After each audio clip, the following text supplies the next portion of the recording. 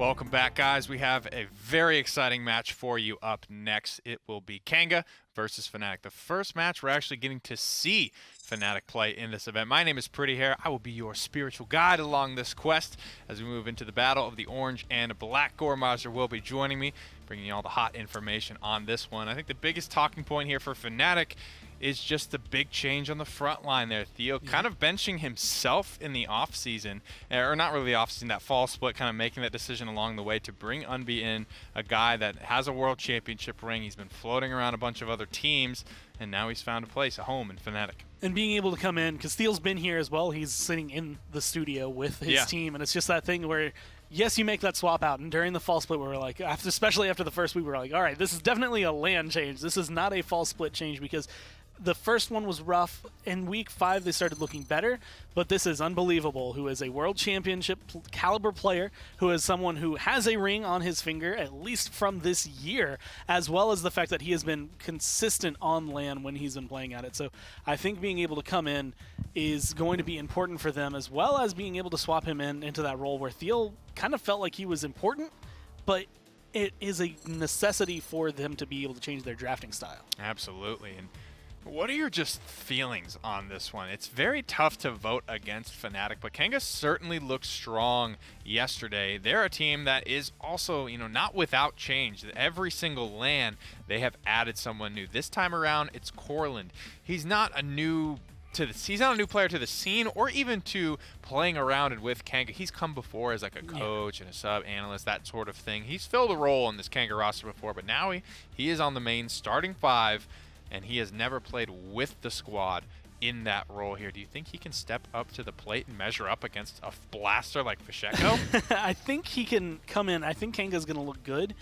But I think the problem is, if this is Summer Split FNATIC, I think Kanga have a 100% chance of being able to put this down in 2 games even. But this is the end of Fall Split. This is a new team with FNATIC. This is a team that seems very confident. They've been boot camping. They've been spending time together just to make sure they have it. They've even played Monopoly together, so you know that either tensions are high or that they have been able to go through one of the most troubling things that your friendship could ever go through. It's a risk. So I think they are in a good mood for this. I don't think they are feeling anything but confidence. Kanga does need to be worried. They have to pay a lot of attention to the draft and a lot of attention to everything they do in-game, or else FNATIC will turn an inch into a mile. Mr. Ninum, the man we just watched a couple of replays for, a definitely big part of the success of Kanga recently. I think that, him stepping up is one of the keys to victory for Kanga in this event. He has to go big. He has to be a big representation. He has to be a big fragger and, just get a lot of kills for them and be comfortable running a lot of different stuff. I think more will be asked of this Kanga squad than nearly ever before if they have a hope of getting a victory over FNATIC. In a best of 3 as well. There's not a lot of room for error in these shorter sets. I mean, earlier you had mentioned, Blaster versus Blaster. You're looking at Fisheko, who before with Kanga, they have Diggy Dog, 100% can keep up with Fisheko. Once you start trading that out for pretty much anybody else, all of a sudden it becomes a little bit more lopsided. But the question will come down to the draft, because we've seen Drogos get banned out a lot. We've seen Willow picked up the most. Is Kanga or FNATIC at this point going to be willing to bring in a different blaster? Are they going to be willing to bring in the Dredge? Or are they going to forego a Drogo's ban to make sure that everything's still available for both sides to kind of even the playing field there? Chronic's one of the few members still from that original Kanga 5 that we saw at the very first Paladins, what did we call it? The Invitational back then. It wasn't even technically dubbed the World Championship. But one of the few surviving roster members. Hades, of course, kind of the coach, brand manager. He moved away from playing in that main roster to now overseeing the Kanga brand and growing just esports in Australia. I think he's done really a great job with the squad. But stepping down obviously left a lot of holes in this roster that they had to sort of fill up. And of course, I think he's done a good job at that. He's a family man. He's getting a little bit older. I think he provides a really good role as just both the manager and the coach to keep these guys in line. But Chronix has had to step up and sort of take up the reins as a bit of an in-game leader, because Diggy Dog did it once Josh and Hades left, and now Diggy's gone, so Chronix has had to step up. And Joel is just the babyface killer. He's silent. He's not going to give you too much comms. We're going to head into the map screen for this set. I like what I'm seeing from FNATIC's map bans. Frozen Guard is a map that they have been proven to be a little bit weak on, and Kanga, quite the opposite. They looked pretty great here. when they did end up playing it. They just weren't super happy with their draft, but it will be Serpent Beach for map number 1. Fish Market, Frog, and Jag all banned out. And this is a certainly good map for FNATIC historically, back when 3DPS was a thing, when dive comps were a thing. But I don't know, the landscape of the draft is a little bit different nowadays. And that's where my eyes are going to be coming into, because Bugsy is the one that flexes around the most, right? And that actually, I think, is what gives FNATIC the drafting style that they have. One of the things Vox has been noting on, it's in all of his spreadsheets, all of his notes, is whether a team is running standard drafts or if they're kind of going out of the ordinary. Are they just going 2 DPS, 2 frontline, 1 support, or are they playing something a little different? FNATIC has a lot of potential to play anything they want. Unbelievable is going to be solid as a solo frontline, or if he has somebody else behind him. And Bugsy can play some of the best damage champions I think we have seen, honestly, when it comes down to it, from any competitive player. Well, we brought him up a little bit earlier, a man that has played on this roster for a long, long time, sort of benched himself to make room for Unbe because he knew FNATIC needed a change. Let's throw it over to the team booth for a quick pregame interview with Rainday and Theo. I am joined by, of course, Theo, now the substitute player of course, FNATIC. And Theo, my first question to you is, which team is going to win this matchup, and why is it the one in black and orange? Because it's the best color, and FNATIC is going to win, hands down. FNATIC is going to win hands down. A lot of confidence coming into this. After seeing Kanga play versus SK, and especially after dropping a game, do you feel that they're a really big threat to you in this matchup? We felt like Kanga would have taken the game. We expected them to take the maps easier, so the 4-3 game, the one they even lost, was unexpected, so that makes it even, that made them less of a threat than we initially thought. So. Interesting to hear. And now, there's a couple of things else. FNATIC is known for running a lot of different compositions, a lot of triple DPS during the online season, which hasn't been seen at all during LAN so far. Do you feel like this set is a good opportunity for you to maybe test some stuff out? I mean, we don't really test during the tournament, you just play for wins, so for actual testing, I think it's a bit risky, we don't want to do that. But that to say, I mean, triple DPS, single tank is still a thing we can do, even with me on the bench. So it might happen, but it all depends on the draft and the map and the scenario. And so then is the sort of long-term tank player for FNATIC now taking a step back and letting Unbelievable come in and kind of make that difference. How do you feel Unbe's performance has improved since going from online through to LAN? And do you think that everybody's set and ready with this new roster? Oh, for sure. I mean, in the beginning it was rough because he took a break and then he immediately comes back into online PPL with a new team he's never played with before. And Umi's always been known to be good at LAN. So I've seen his progression. We have all the data. I've seen his progression online and even at the bootcamp before this. And he just got better and better, and I think it's going to show. Alrighty then, folks. That was, of course, Theo from FNATIC. We'll have to see how they get on in game in this best-of-3 set in just a second. For the time being, it's back to the desk. I'll say I'm very impressed with just Theo's, I think, temperament and his attitude towards a lot of these changes he's had to go through in his career. He's had to kind of move from team to team and part ways with some good friends. But he always kind of keeps a smile about it. And, when he knew that there had to be a change for FNATIC, he was the guy that said, all right, I'll step up. I'll step back for a little while, and we'll do this thing a little bit differently. And, you can't really commend that enough. He's not getting salty. He's not throwing shade at anyone. He's doing things willingly, and he's doing it all with a smile on his face for the betterment of his organization and his team. And it's probably the hardest thing to be that player. Because, I mean, we were talking about it at one point, even after the summer lane, we were like, I mean, FNATIC obviously have to make a change. Nothing's going right for him. Yeah. You have 5 and nobody knew what it players. was. Like, who are you going? Like, who do you bench? Fish Echo? No. Do you bench Bugsy? No. Like, you have to go through that kind of conversation, and it comes down to Theo's the only one, I guess, who it would make sense to maybe try and replace. But it's also in that great area where it's like, well, you keep one of the best players as a sub as well. So even if things aren't going your way, maybe you do make that trade out, especially with how things are fitting right now. But it seems like they're confident. Of course, FNATIC's always been confident, and sometimes it's been their downfall. Sometimes it's been good for them because that has been exactly how things have gone. I'm wondering if this is going to be something similar to Vegas, where maybe they don't think anyone other than European teams are going to be the best, or if maybe they are considering everyone a threat. Confidence is certainly a double-edged sword. It can cut your opponents or yourselves if you're not careful. And FNATIC, obviously, you got to look at when they want to make a change, what's out there, right? What can they make a change with? Unbelievable had just been replaced by Navi and was kind of floating around from team to team, playing with some PGS guys, playing a little bit here, a little bit there. So I think it did make sense to bring him into the fold. It's simply too good of talent swirling around in the pool. You don't certainly want to let that go to anyone else. So I like that FNATIC are able to scoop him up and bring him into the fold here. Bans coming out for game number 1 between FNATIC and Kanga. Serpent Beach is our map. Do not forget that little tidbit of information. Leon and Fernando banned away for FNATIC. Kanga will take Makoa off the board. Leon is an interesting ban away, but that isn't too out of the ordinary, especially against Kanga. Again, Ninim has been phenomenal on that. Through online, through the last few lands, that has been probably one of his best picks. Cassie has been their opt lately, but it's just one of those things. If Leon is going to be either banned against you or you just don't think you can play it as well, might as well go for the other one that is essentially Leon, but slightly different.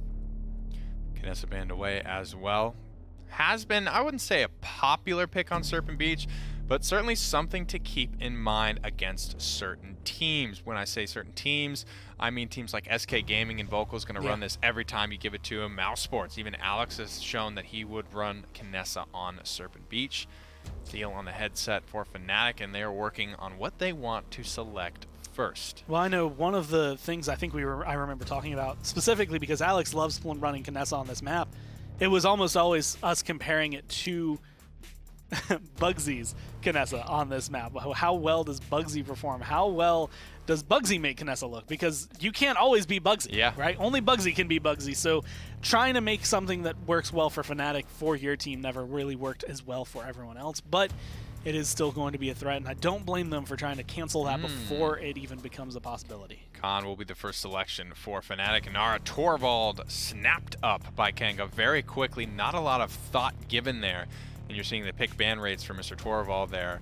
82% ban rate. He has honestly just started to come through today, I feel like, is the first time we're actually seeing him picked up. Hasn't been very successful in the couple of games that we have seen him.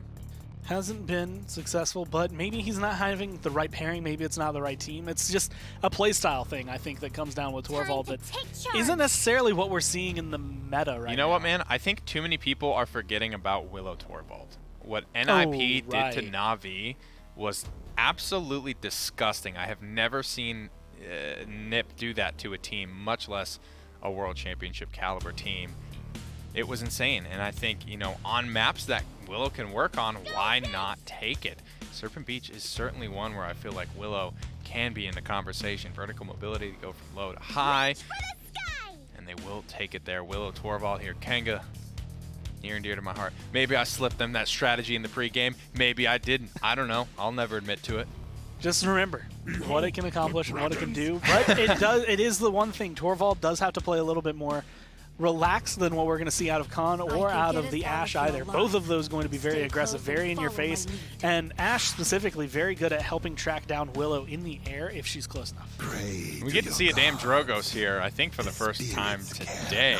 And a fishy Drogos. And it's going to be Fisheko's Drogos. I told him before he went into this game that he had to play some Eevee for me today, but FNATIC are all smiles. Kanga, I certainly think, should feel confident about their composition today.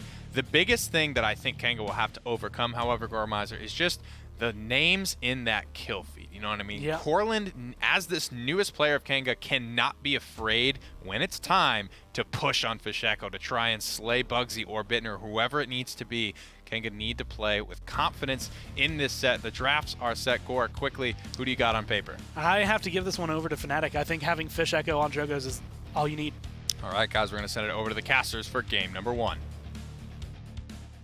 Well, thanks, Pretty Hair and Gormizer on the desk. It's Hugh Judson, Evan Rayner here, or Vox and Rain Day, showing up for the cast for what is not a go-away regulation kind of relegation match. It is a big one, though. It's a spicy one. It's the one to look forward to today, folks. It's the one that we're all anticipating to kind of give us a bit of a litmus test as to how one of the top teams in region in terms of third on the online PPL for FNATIC and a previous land victor will actually turn out here. Now, obviously, they've had some adjustments. We're seeing also in the talents the Siege Shield Ashe there, the Fortress Breaker Ashe, everything else pretty standard from Kanga.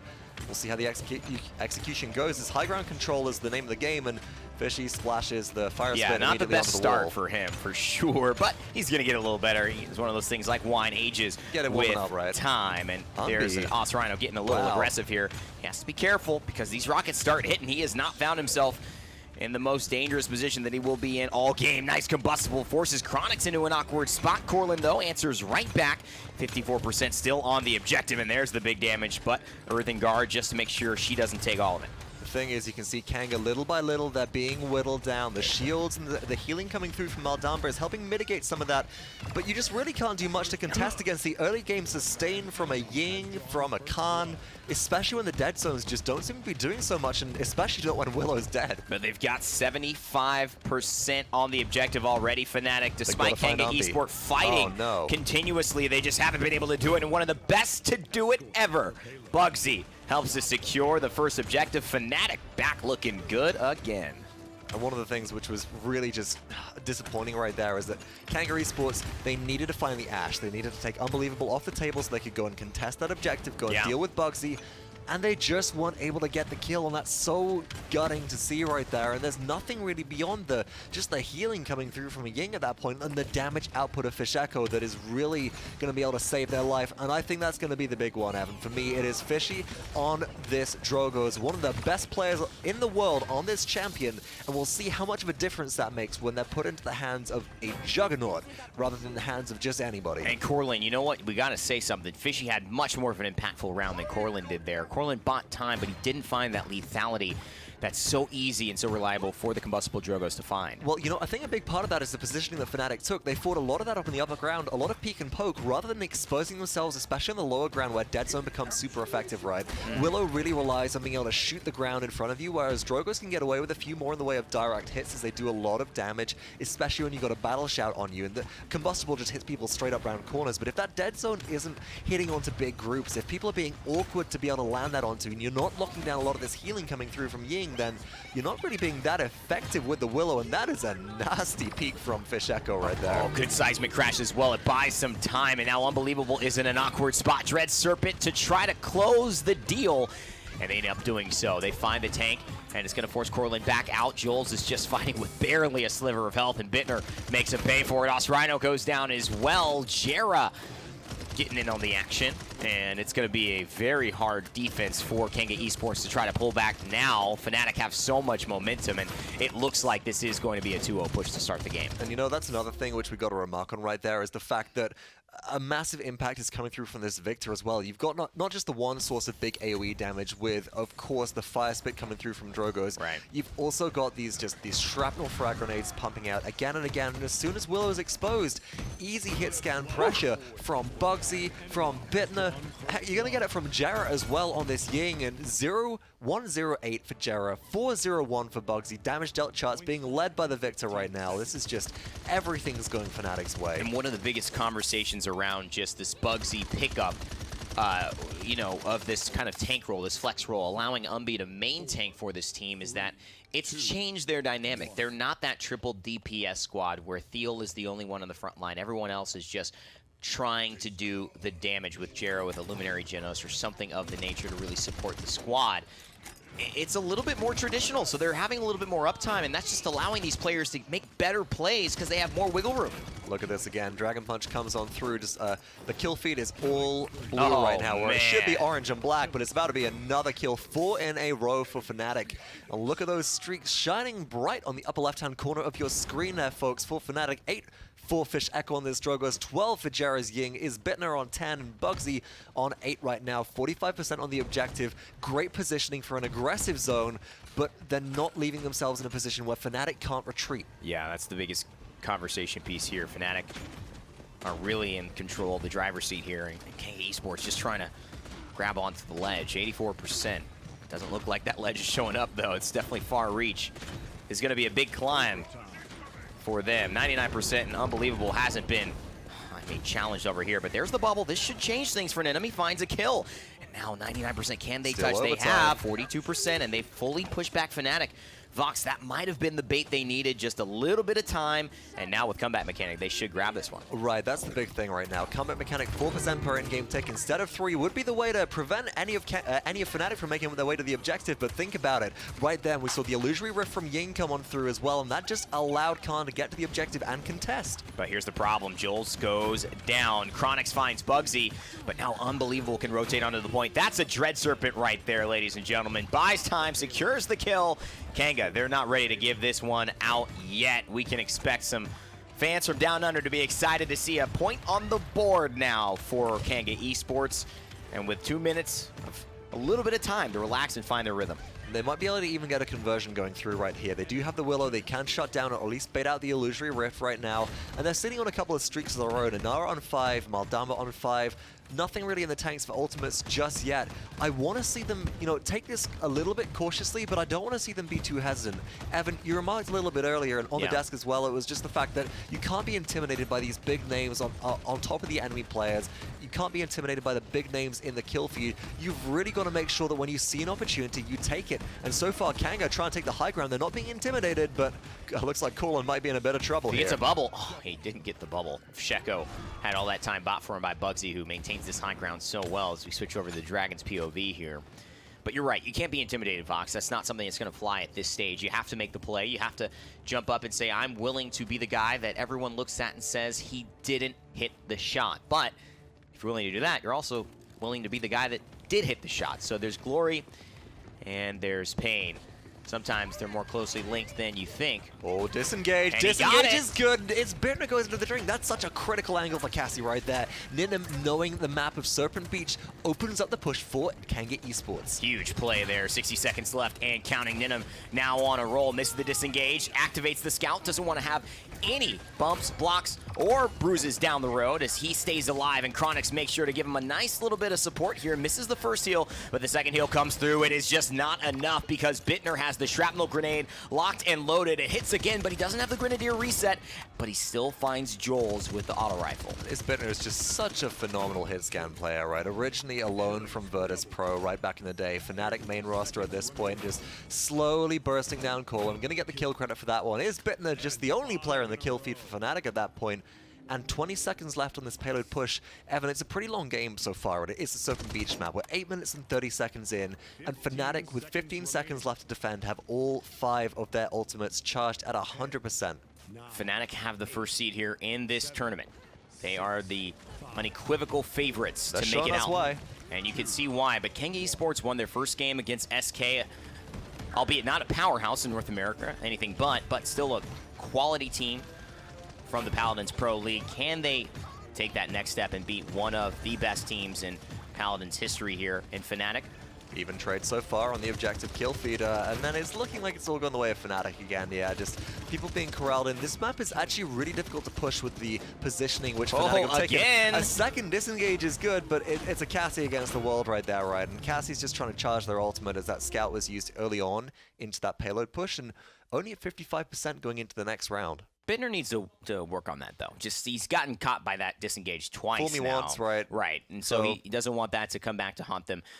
Little moments of, I think, success here for Kanga Esports, although their back is against the wall in this next objective fight. Let's take a look at the INAP instant replay from the last round, and it is all for Sheko. I think this is when they're able to find a double kill, just ability to track right there. Colin coming in for a bit of a flank at that point, able to find it. Taking a look at that loadout as well, it's pretty much what you'd expect for Serpent Beach. You got Follow the Scent 5, Propel 4 for that extra movement, and Masterful 4 for those cooldown resets on your Fire Spit. Now, importantly, Jera, 0 deaths so far. Morale boost through Ying, 21 streak. That's the caveat for FNATIC trying to win this one. Kanga Esports need to find a way to shut them down. I mean, absolutely. Can you kill the healer? Like, if you can't kill a healer all game long in Paladins, I got news for you, friends.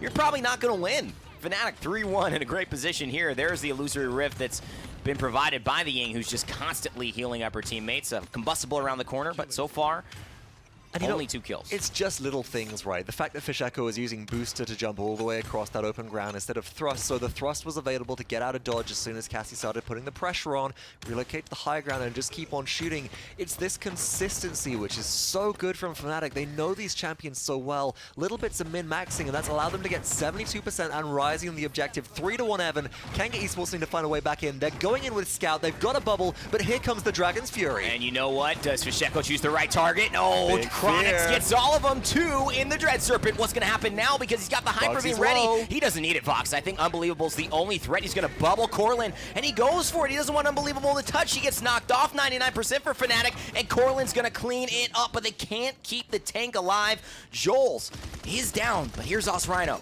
Oh, and that's critical right there, because I can just imagine Jared going clone, dimensional link, touch when there's no overtime to counter right there, and you can absolutely steal it away from Kanga Esports. But FNATIC might still do that. Ying is still yet to die. Seismic Crash available from Kanga. I like it. Down it goes. It's onto a CC immune target. He's got to get the kill. He finds it. Fisheko goes down, and that's the Stone Spear finding the damage onto Kanga Esports. Excuse me, onto FNATIC.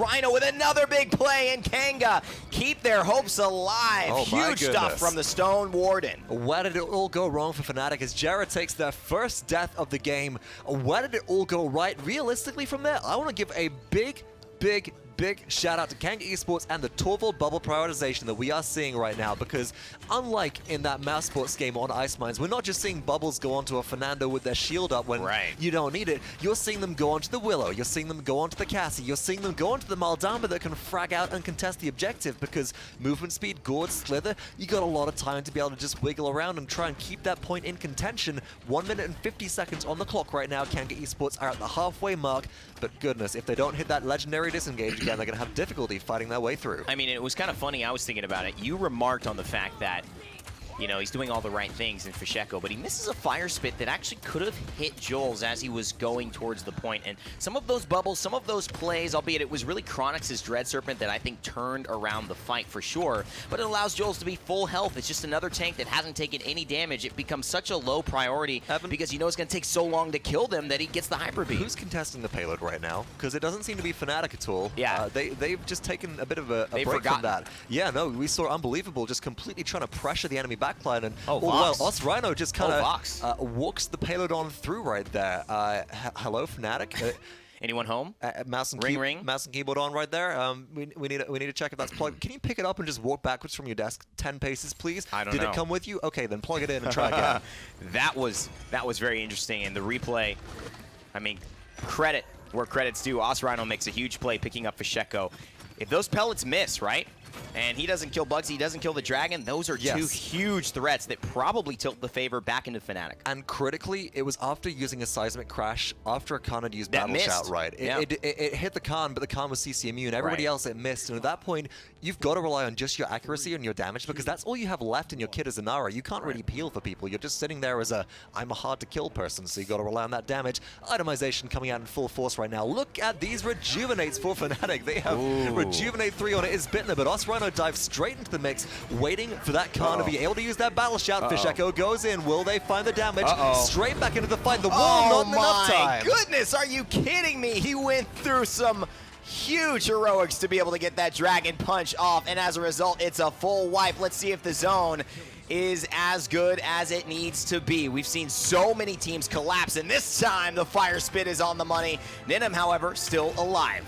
Thing is, that hit Rhino, and now you got a Nara who's trying to waddle her way back to point little by little. Corlin's still around. You've got some mending spirits, you got some movement, but oh no, Bugsy finds the overpower. Oh, the Seismic Crash! Right, he stunned him too. He stunned him, Bugsy, and now he gets hyper beamed as well. This is going to open up room for Rhino to take the point. Bugsy is low. What is going to happen? Corlin needs to win the fight. Beautiful scramble away, and that flutter might be the thing that saves the day. And now it's still in contention. What a bubble! Just gets out of dodge as well. Here comes Scout. Here comes the heal. Bugsy in a lot of trouble. Can they escape the shield, Evan? It's fracturing. They've got out of dodge for the time being, and there's a full reset with Ying heal coming through. Watch out for the assert dominance. Bugsy's Ash is dead. available, but here comes as well the Dread Serpent is ready. Oh my god, Jera playing lights out right now. Gets Bugsy back to full health. The dead zone is here, and how does he use it? Umby's gonna buy 8 seconds. There's the Dread Serpent, but he can't get him out of the circle. He is asserting his dominance, ladies and gentlemen, and still 72% on the Fae flight. If they can get that charge, that might be the difference. Dragon Punch comes through from Fisheko. There's 1, there's 2, there's 3. Bugsy finds Joel's as well, and it's just Corlin left over. 3-3. This one's going to the team in black and orange. It is FNATIC, the #1 seed in this tournament, to cap out a very close game 1. You know, when you said this is going to a team in black and orange, you really gave yourself some safety net there. A little bit. I like to play things. I like to live life. You're not wrong. Within adequate risk assessment bounds. You're like Ben Stiller in Along Came Polly. Dangerous is not my middle name. There it is. No bar nuts, huh? You're not getting any peanuts from the bar reference? Tabletop? No. It's, you know, It's a fantastic really game good here. stuff, though. I mean, I was Fantastic. surprised by Kanga's tenacity, their ability to come back from an early 3-1 deficit and just get that push rolling through at the end there. I do think that FNATIC, maybe they're off the ball a little bit there at the end of it, but their ability to rally round again right at the end there and take that away from Kanga, a few different critical moments where it could have gone the other way. I think that if that assert dominance had been caught out of the air by Dread Serpent, could have been a bit different, folks, but we'll have to wait and see. I mean, you can only have so many game-changing Dread Serpents. Chronic's definitely shouldered the load for his squad in the support realm, but let's see if Kanga can bounce back or FNATIC will finish this off. They're already one game away from taking this spot into the Winners Advance Finals. My goodness, what a game one it was. I mean, that fire spit slowing everything down from Kanga. What a Herculean take-back effort that was. I mean, the snap reaction on the seismic crash, everything looked so good. And it was easy to get caught up in how cool that moment was for Kanga, and it was easy to forget that FNATIC still had all of their ultimates. That whole play was caused just by a really good fire spit on the zone. And there's so much that FNATIC did that was impressive, right? And that's kind of what you expect. Yeah. But there was so much that came out of Kanga I did not expect in this matchup. I mean, early on, you see FNATIC getting ahead, and I'm like, okay, this is pretty much how I expected this set to go. That map going 3-3 is impressive from Kanga more than anything. Even though it was a loss, they were there the whole time. And I do think it comes down to like just some small things. Where the bubbles were going early on, I think was kind of causing them more trouble. As the game went on, Joel started hitting those targets a lot better. I found it very interesting that they were running basically just Torvald and Cassie. After, we remarked a little bit around the Torvald Willow, how we've seen that be very, very successful at even the highest levels of play. But Ninim was sort of the sole recipient of those. He does manage to get the top damage on his squad, but not in the game in total. Top damage in the whole game definitely went to Tenor's Victor, which I thought looked extremely clean for a pick that he really hasn't played very much in his PPL career. Something tells me he's been spending the last couple weeks grinding out the Victor, because that felt a lot better overall. And again, it's doing something along with the Drogos that you can't really do with any other kind of composition. That's just, we're going to be able to damage you without you seeing us 100% of the time. We can hit you around the corner if you try to run away. We can apply this damage wherever you happen to be. And if I'm Victor and I throw a really nice bounce, I could hit you even away from the wall and still have focus either on the point or on the side. They had Fire Spit and they had the Shrapnel Grenade there, but your Steel Series MVP will be Fasheko game number 1. He hits a couple of great Dragon Punches in that final round, too, to be precise. And, of course, he did hit that very, very key Fire Spit on the zone that slowed everything down, that really forced a lot of Kanga ultimates just to get themselves back in the conversation. Here you're seeing the ultimates start to come through. Here's the second Dragon Punch, and I think FNATIC do a really good job retaking Kanga's high ground. A lot of control coming through, and again, focusing the Willow down. It was actually the same thing from both squads, kind of focusing the same target. It was the Blaster. Who can we get rid of? Who dies off first? If we saw Fasheko go down, Kanga starts just steamrolling the fight. All of a sudden, the pressure almost disappears, even though Bittner looked great. The same thing kind of went. If Corlin disappeared from the fight, if he was no longer in the engagement, there wasn't as much pressure. Rhino did as much as he can to be able to hold still, and I think that's something Anara was able to bring for Kanga. But there was a lot of moments where it's just like, once Willow's out of the equation, your team starts to fall apart. Yeah, there wasn't a ton of aggression there outside of that very final round. A lot of times you were just seeing the Anara get scooted right down onto the objective for Kanga Esports. But they did one time send Rhino just straight to the backline. He popped all of his cooldowns and just walked at FNATIC. That didn't end up working out super well for them, but I like the idea. I like the aggression there. And we will see another game of Ice Mines here. So after seeing this once today, what are your key picks going into this draft? Not Talus. Maybe Zen.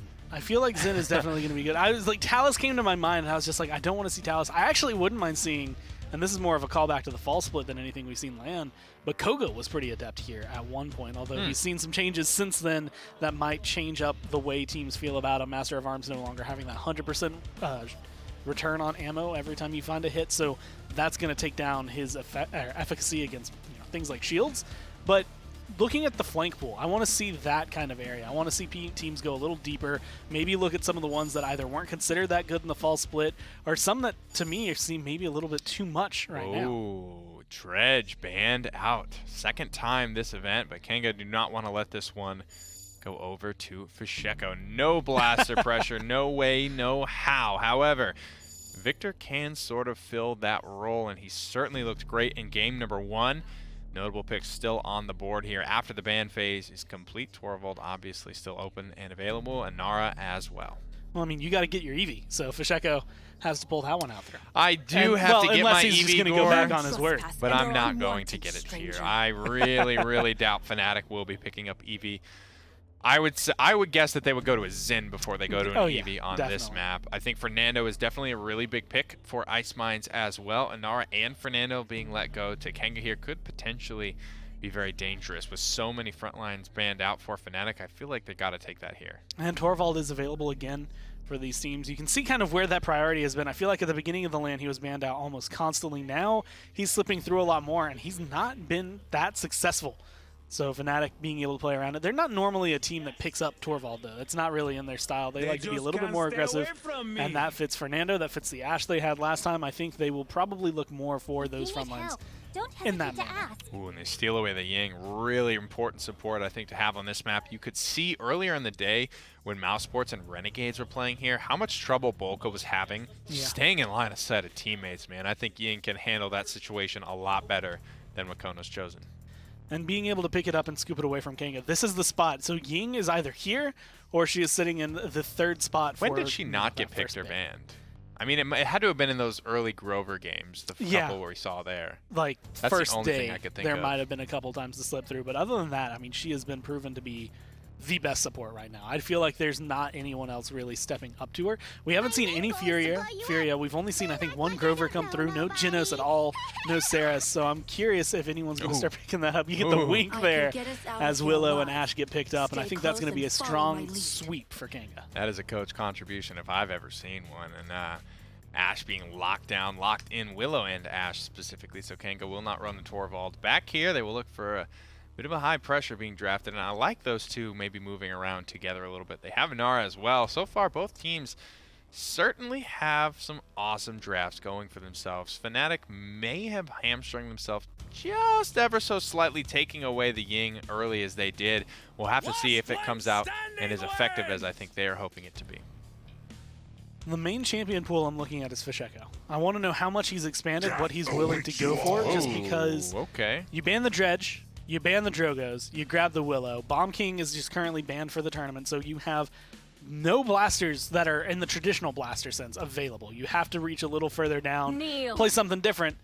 The Androx is coming through, not necessarily known for this map, so I'm interested in what FNATIC has as their plan. You're definitely assuming this is going to be a pick for Tenor. Victor is still open. There is an Ashe on the enemy team, but there's outside of that, I don't see this being a very aggressive composition for Kanga. So something like a Victor could provide some pretty good pokes, some pretty good setup for Androxus. If they end up locking that in, you would have to wonder who's kind of playing what at that point. FNATIC thinking about this last selection. Cassie is also open. That could be certainly something that they do go to. A lot that's available. Tyra being hovered. Whoa, now, baby. I will say, for any map for Tyra to come out on, this is one of my, I think, favorites for the same reason I think Victor works really well here, and that is that for Tyra, you can control sort of where the fire is going to spread in certain hallways. You can get that damage guaranteed onto certain players, as well as she just burns people down, literally and with her rifle. It's sort of like a dead zone. It just accomplishes the same goal of you can't stand here in a bit of a different light. That will be changed over to a Victor highlight. FNATIC now into their bank time as they mull over this last selection. The Victor worked out so well for them in game number 1. Let's get this done. I certainly can't fault them for going after it in game number 2. They say that they're not. So now is this Fasheko playing this, or was Fasheko on the Andro? That's the change I'd like to see. I feel like I'd like to see Fasheko on Victor a lot more than I feel like Fishy on Andro. I'm not sure what his Androxus is like, but I just feel like his Victor is going to be able to supersede that, no matter what it is actually at. And I will say, you know, Victor at this level is certainly not easy. We'll have to see if they can get it done. Let's get it back over to the casters for game number 2. Well, FNATIC and Kanga, they head to Ice Mines. A little bit colder than maybe what Kanga are used to. Some beautiful weather down there. It certainly is. As far as the, oh, look at that. Fortress Breaker Ashe again coming through at this point. Everything else very, very standard. Heads will roll, Androx is coming through, but I don't know. Who do you like? This draft played out kind of as we expected. I like FNATIC more because here's the thing, right? Oh, it is Fish actually on the Androx. Yeah, we didn't expect that. I guess Isbetner's performance on Victor is just so good. Keep it simple. We know that Fish does like playing the flanks, like the Eevee and stuff like that. You know, Evan, when Androxus gets picked, I think of 3 different circumstances, which is, who is Andro going to kill? Andro can't kill anybody. Or, oh my god, Androxus is killing literally everybody. I think this is the third option right now. This is option 3. This is potentially very much option 3, especially with the way that they've held down that right side. I mean, absolutely dominant. And Andro and I want to talk about Fernando as well. did not even contribute to that right side. That was Bugsy, Jera, and Bittner just absolutely running riot. I mean, first of all, Barrack frags right. Second of all, frag grenade frags. Third of all, Fish Echo hitting the Willow. Paused for a second before that last shot just to let the bloom of his crosshair close a little bit. I love these little min-max things. I hate bloom, but I love the min-max that we see right there. I just remember it's a point you bring up quite often. It is very important, waiting will sometimes get you the greatest result, and that's what Fisheko has proven he can do, but no waiting there. Finds Nidham in the back line, and now 99% for FNATIC. Fisheko's going to have to do a lot here, taking down Chronix, who's got a Fortress Breaker shield. If he can get the kill off, Chronix says, not today, buddy. And Jera tries to make it out. He's actually getting a little bit of healing, but a double kill again for Inara. And you know what? A good zone here could essentially clear this point for Kanga and grab objective 1. Now, it's really difficult because you don't have a hit scan champion like the Victor. You have the Leon, but putting the Leon out forwards is difficult to zone with, right? The thing that Kanga Esports have going for them is that they can just blast everybody down so low, just like that. By the time you get to the objective, you gotta fight through a Willow, you gotta fight through a Leon, you gotta fight through Osrhino's Inara, which is one of the scariest picks I've seen at all today, honestly. You know what I like? You see how fast she's moving? Let's talk about the min-max things. Take a look at Maldamba. A lot of our viewers want to see these loadouts a little bit more often, so happy to augment. Swift Spirits. Number 5, there we go. That's a big deal for Ice Mines and the Stone Warden. I also love the Eerie Presence, which is just the standard thing, but the possession right. That's good too. Your Maldamba is going to be a more vulnerable champion. They're the one that's going to get blasted and bullied around a lot. If you're healing 2 parallel targets at once and throwing out stuns and shots as well, you can't really heal yourself, but just having that extra damage reduction is so valuable for you. So good. Look at this, 1 minute and 40 seconds nice left on wall. the clock. Kanga are trying to make their way through. They've already picked up Unbelievable. I mean, that was a pretty awesome dash as well. Just barely runs his feet over like Wile E. Coyote to be able to make it up on the ledge. Joel's with half health here, but pressuring out Fisheko. Confident in the duel. He knows he has the healing. He's just going to use his shoulder bash to get out of the fight. Look at this disengage as well, right? They get the 1 kill. They push through the choke point. And then Kanga Esports back off. They regroup. They maybe wait for a Dread Serpent here if that might be the thing that they want to open everything up with. But there's a minute left on the clock. This Ice Mines push is almost already over. This is so uncharacteristic of this map right now, and you can see why. This is Kanga going back to their roots, right? This is the OG Kanga team, the Abyss Esports Club back in the day. Oh my God, we'll play the Ice Mines, we'll play the Timber Mill, we'll play the maps you don't like because we know how to roll them. FNATIC here, definitely up against the wire for at least the first time in this set. First objective going their way. Another Dread Serpent here. He's going for it. Enlightenment, but it gets saved by the Immortal from Fernando. Unbelievable with a great play to keep his damage dealer alive in Fisheko. But now the Death and Taxes are showing up, and we all know that those are 2 things you can't avoid in life. Fisheko tries to take a fight, but this fight gets turned on its head. Just 1 more shot will do. They both finish each other off. Joel's ends up getting involved, and now Fisheko falls, and this is just a battle on the point. Oh, and it's just Joel's left right there. Trying to shoulder bash out of there, not give any more credits to FNATIC. I mean, Kanga could try and make their way back on through, but I don't know. That was really tricky play from his Bender. That was also just Nidham choking a little bit. If they'd hit those shots, if they managed to kill the Andro, would have been a different story. Same thing with Bugsy, aiming at the Barrack for 6 or so shots in a row and only hitting half of them. Hey, it's not over.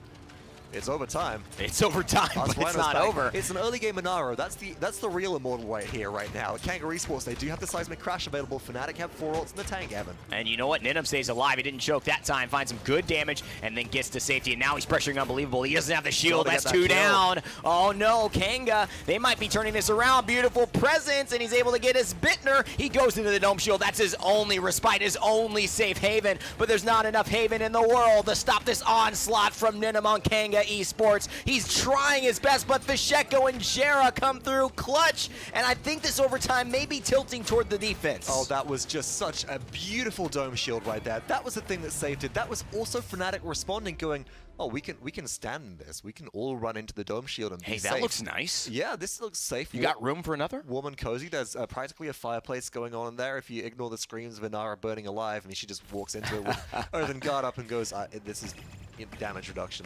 But here's our respawn replay out of the gate. First blood coming through from Jera, of all people, on the Ying. And that's stuff that you don't want to see. Ying barely does any damage in this life exchange style. I mean, that's not what she's about. A second and a half you have between healing somebody, essentially, if you're maximally playing her, and that's where Jera finds the kill. But as far as, you see 8,000 damage right there, about 2,000 below Maldamba, but definitely on the healing charts, blasting them away.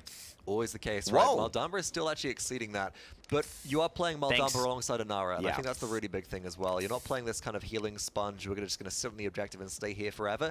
Now, look at the positioning of all of FNATIC as they try and get around to this objective. Unbelievable is trying to get a bit of a flank off here.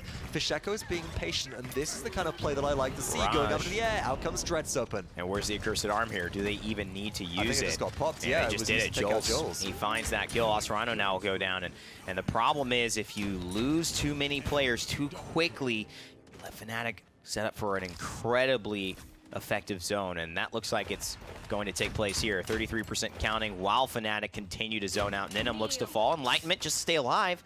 I don't mind the decision. I think that it gives you the opportunity to get everybody back in, but gives FNATIC, you a chance. They just popped the Illusory Rift right there. If everybody's at full health, 80% and rising. Kanga have a couple of ultimates to get back in, but they've got to close the gap first, and they just haven't been able to do that because this is just Ice Mines through and through, right? Yeah, that's Ice Mines for you. Welcome to Ice Mines. For anybody who is new, the doors are closed. We're gonna go and set up. It's almost a little bit kind of like zombie horde mode game where you're just like everybody's trying to run down this narrow corridor, and you're setting up down there with your LMGs, or in this case your assault rifle, if your Victor and your frag grenades, going, okay, well, come to us, bring the fight. I mean, if any zombie mode has players the caliber of Bittner and Fisheko piloting the zombies, I do not want any part of it. I'll already take the L for that one, that's for sure. Minute and 58 now as this push continues. This is where Victor starts to get some gravity to these shrapnel grenades. They just are so good at poking around the corners where defenses normally hold. And there's a Dreadserpent just to stabilize. Luckily, he holds on to that grenade a little bit longer than he wanted and can't get around the corner, but it doesn't really matter. FNATIC wipe here, and Kanga Esports, they gotta come up with something new on the drawing board. Yeah, and you know what? I'm a little bit surprised. First of all, they didn't stagger Chronics at that point, because that could have been an easy, at that point, conversion, but quite how fast both pushes so far have really made it to this base choke point. I know. In about the same equivalent time, right? FNATIC, I think, had a bit of an easier start to this. Yeah, this is fast. And less fighting going on overall, but it's about a minute left, kind of in this choke point, and now Kanga Esports, they can start to stabilize here, but overall, a lack of resistance early on defense. And you know, you see these kind of places that they're holding up, just giving Chronics the ability to see the tank and some of these damage dealers. Whenever Jules gets a little too aggressive, he really takes a chance. That's where he's betting big, because he knows that he doesn't have the support behind him, because the support has to stay in front and behind, in line of sight with Osrino here. Or to hold. They've done so thus far, but Kanga Esports look a little weakened here, and Ninum getting low. Look at Fisheko as well. Oh, Fireball lands it. Umbi gets the snipe. Jules has found Fisheko, though. And Fish has been such a big part of the distraction factor for this team. You've seen how much they've really just taken Ninum for a loop on this Lian, run rings around him beforehand without that drawing this anti-heal pressure away from the rest of FNATIC. The Ying falls off relatively quickly, right? And as a result, I don't think this push is going to really make any progress until those respawns come on through. Unbelievable holding this corridor. The Seedlings, yes, they're going to pop, but are they enough? He's still got Jera behind him, as well as his Bittner with the damage, and it's going to force the assert dominance here. An awkward spot for Jules. Oh, I like it. It's on the high ground right there. I'm not sure if that was intentionally onto the boxes. I don't know. But it gives them the perfect angle to go and just barrage with these big AoE shots. Fisheko and his Bittner. Everybody sent scattering. That wasn't even a Dreadserpent that was used right there, but they're still alive. They haven't been killed, Evan. They're trying to go for it here. You can see the seismic crash from Osrino sniffs out some danger. And you know what? I don't know if Bittner's going to be able to do enough. Fisheko as well, falling. No. And it's the entirety of FNATIC who will go back to base without what they came for. It's 2-2 now. Ice Mines somehow heating up. This is more atypical ice mines than we see in terms of for the scoreline, right? Yes. Normally when we expect 2-2, it's like, oh, you're holding just by the capture objective. The payload makes it 20% of the way through. This and is then a just good stops. 2-2. This is a really serious one. We had this style of game on Serpent Beach as well, where it's remarkably close. It's very contested, and there's some really good play just coming over. Last shot, Ben, and don't forget about getting those credits. Just practicing some hustling in the corner, make sure that aim is hot. Damage dealt charts being led heavily by the Victor right now. Barrett coming in second. A look at this, Inara in third. Coolant right now, or us Rhino, excuse me, Inara frag stock. was 10 kills. She's extremely, extremely good at picking up these last hits and doing a ton of damage. The problem is that damage is getting healed right back up from Jera, who now has morale boost 3. This will be a tough one for Kanga Esports to fight into. Bear in mind, a single cauterized 3 on us Rhino, foregoing what we normally expect as Barrage comes through of that rejuvenate in favor of cauterized. Oh, wow. And that's what Andrew Udall couldn't do for Mouse Sports, Vox. It just seems like finally some lethality from the barrage. And that makes all the difference for this Victor pick. Visheko getting low. Beautiful turnaround. Oh, my God, I can't believe it was managed to catch all that damage and stay alive, but he did. Can we get a medic in after this game? I just want to make sure that Fisheko's shoulder is still inside of his socket right now. I know, right? These players, they don't play with high sensitivity. They have that low sense for the precision aim, landing the headshots, which are doing a lot of work with heads will roll, but Kanga Esports, they aren't as staggered as they were before. They're trying to make their way back in. 87% for FNATIC. Can they find the objective? They got Visheko. They got Visheko, and now I think this is all crumbling. I think so much of their game plan is really based on Visheko, and here, unbelievable in the back line. If he can get a dead zone burst onto him, there it is. That should secure the kill. He can hit under the feet, and so he's hitting them toes, and he finds a little bit of value in the damage. Kanga Esports now pushing FNATIC back, and this is their turn to zone. The thing is, there is no combat mechanic. It is just a dead even hit. Visheko is back, and Bugsy hasn't died yet. They got nothing. Out of combat regen coming through. If Ying has Illusory Rift, no, doesn't have that ultimate up. Can't get straight back into the battlefield. Bugsy's got to try and find a way in. Visheko needs to find a huge kill here as Unbelievable does contest, but Seismic Crash to meet them.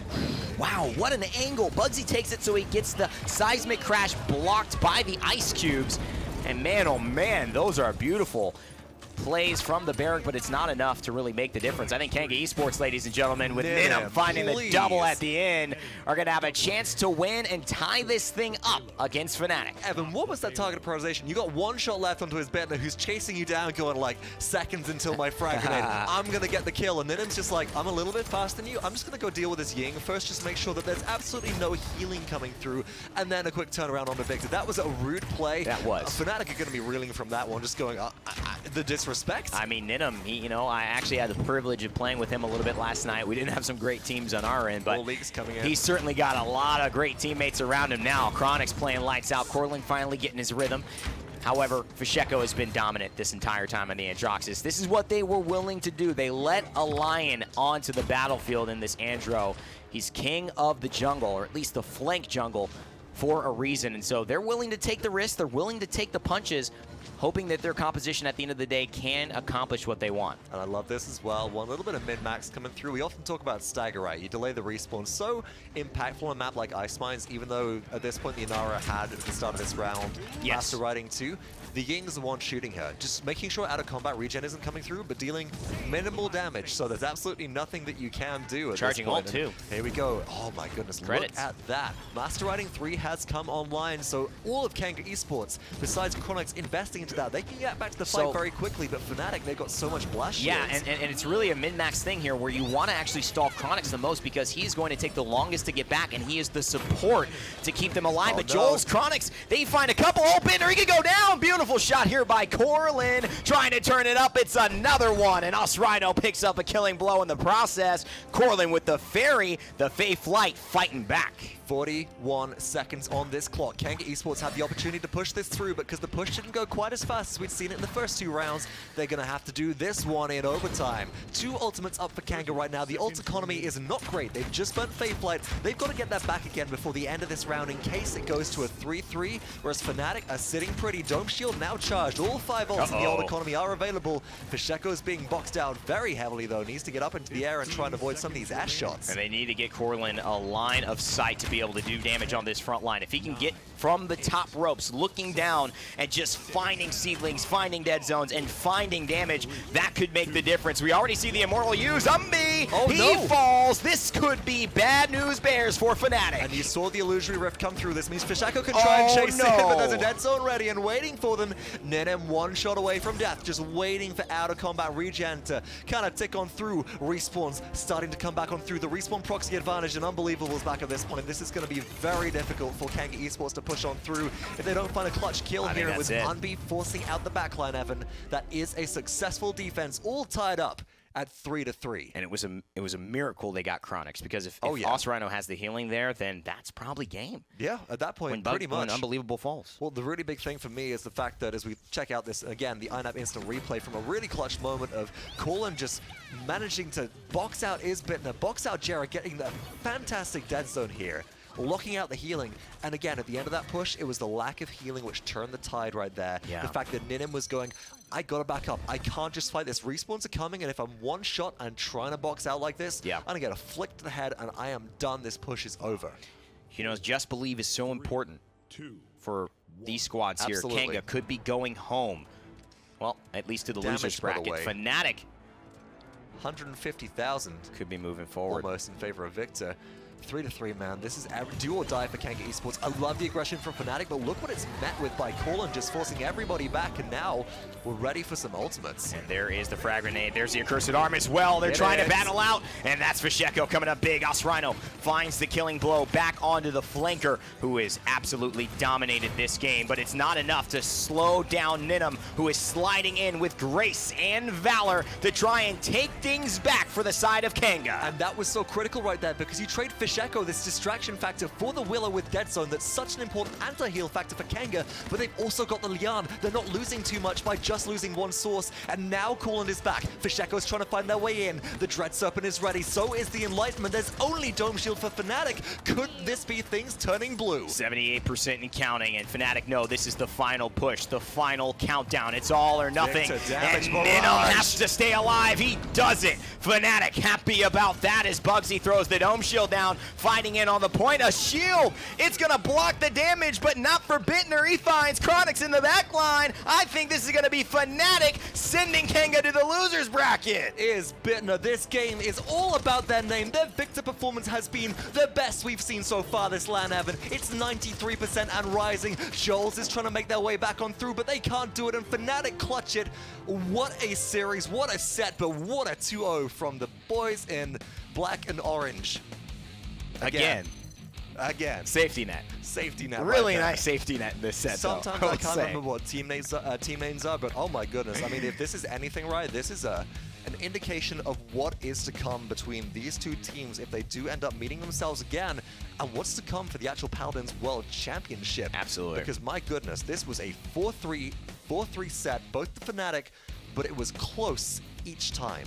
It really was close. It was a game that we really looked at, like the Al Pacino speech, going down to a matter of inches. And I honestly believe that FNATIC or Kanga could have won that game. It wasn't really a matter of skill that displayed the true difference here. It was the little moments. It was the reticle blooms. It was the final stone spear pellets finding somebody in the air. It was the Accursed Arm trade earlier on with Corlin and Androxus. That almost set it up for Kanga, but just too little too late right at the end there. And is Bittner's Victor coming in clutch at the end, doing, as you said, what Andrew Doodle couldn't? Well, let's send it back to the desk to break it down. FNATIC, they're moving on.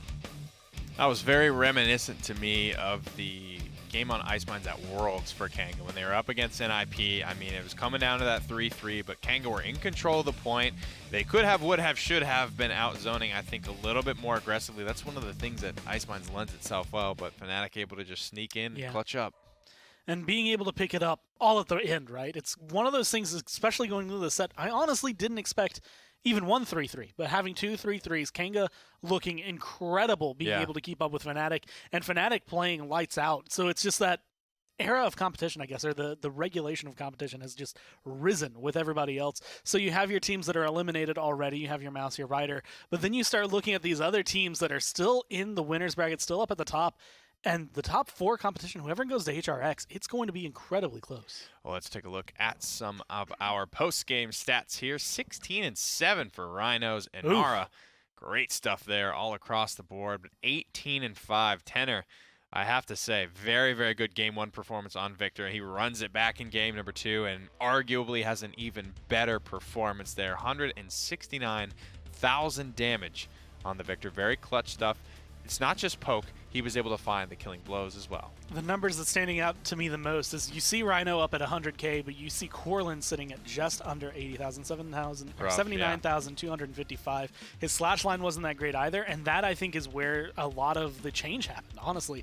You had a lot of good moments from him, but it was never a consistent, he's getting kills here, he's getting kills here. He was the target, he was the focus, and he was the one that was kind of the weak link overall in Kanga that they could take care of. I will say he had some tough matchups to play into for sure, but your Steel Series MVP for that game, and I think for the set, is going to be none other than Bittner on the Victor. Both games in a row there. Insane damage numbers, insane poke, but also converting a lot of this pressure into actual tangible frags on the board for his squad. He wasn't afraid to get aggressive when it was time, doing all the little things right, swatting the fly out of the air. My goodness, he certainly hit the gas pedal. 5.5 KD. And a much better barrage ult on Ice Mines than we got to see today. Yeah. Which is one of the things that I think played a big factor either in the downfall or the success, depending on which team you're looking at it when Victor is played on there. He was phenomenal throughout the entire set, Bittner being able to put a lot of pressure down. And that's part of the reason FNATIC, I mean, even had eyes on him at the beginning of the year when they're like, okay, who do we need to pick up? Bittner has pretty much only ever been in that conversation. Let me ask you, those couple of ultimates in the middle of the third round, that Fae Flight, it all looked good, but in the grand scheme of things, did that really feel worth it to you when they went into the final round without? No, because they didn't use it. It's one of those things, you always have this small window, right, where it's like, okay, well, you can recharge either most of it or all of your ult, and it was a little bit after that window closes down. You don't really get anything crazy out of it, so you move forward a little bit, and like you said, it looks good, it's flashy, it's great plays, but nothing in the long term, in the terms of an objective or actually controlling things, actually comes through. Well, that does it for this set, guys. Let's go ahead and take a look at the bracket and see how the rest of the day is going to play out. Like the casters mentioned, that was not an elimination set, so Kanga are not going home just yet. They will head down to the lower bracket. We've got FNATIC awaiting the winner of Virtus Pro versus Splice, Big Ego Space Station, and Sour Team and Armada. A lot of great matchup in this upper bracket for you, but we've got some scores to settle in the lower bracket as well. Kanga will be playing Team Cryptic down there, and SK Gaming, Sanguine, awaiting their matchups as well. Those will be filled in by the losers of some of these more upper bracket matchups. With that, guys, we are going to throw it over to a post-game interview with our winners, FNATIC. Evan, Fox, take it away. All right, we are standing by with Bugsy and Fisheko. Which one is Bugsy, by the way? I haven't. This guy right this young man right there. Nice to meet you, Bugsy. It has been a while, all joking aside, since we've seen you guys on the main stage, had a chance to talk. You've had to wait 2 days to play this game, and it goes well. Talk to me how you're feeling now finally getting a chance to play. We became Jenga and Monopoly champions. So, Jenga Monopoly champion. So it's the practice was really efficient. We're ready for the entire week of games. So a big standout player in those 2 games was, of course, Bittner, playing the Victor in both of those. And I want to pose a question to you. What do you feel makes your Victor just successful in the way that we just haven't seen other players be in previous games like that Mouse said before? Tenor plays it. Quick answer. Tenor plays it. You said anything Tenor does, it's just that good. Tenor plays it. We saw, some min-maxing moments. That was one of the things we did see. You mentioned the reticle bloom. We mentioned hitting the barrage on the Victor. There was a lot of things that could have gone your way that didn't go the way of Kanga. You mentioned you wanted a 4-0 win. Are you happy just getting the win at all, or do you felt you should have won a little bit more smoothly? Yeah, I'm not unhappy, but definitely not satisfied. Yeah, for me, the win is a win. Kanga put up the great fight, so... And one of the other things that we're kind of seeing coming in is we've seen this tournament so far has been dominated by a lot of frontline picks, a lot of emphasis on whether you get the Ying or not, or some damage picks, and seeing that Androxus come out on Ice Mine is something which is a little bit more contested as we go through the tournaments. Are you expecting to see these flank champions become sort of the deciders as we're going through, or do you think there's something else that people are keeping hidden in the tanks? Every team has their pocket picks, so we'll see what they decide to reveal. If they have to reveal it before HRX, if not, then just save it for the main event. Yeah, flanks are more situational as well. I'm just really looking forward to seeing if we can see some EV from Fisheko at some point during the LAN, but we'll see if that's even necessary. Once again, congratulations to you guys. You advanced through the upper bracket, and we'll see how you perform in days to come. Go and take it easy, I guess, for the time being. Thank you. Time for more Monopoly.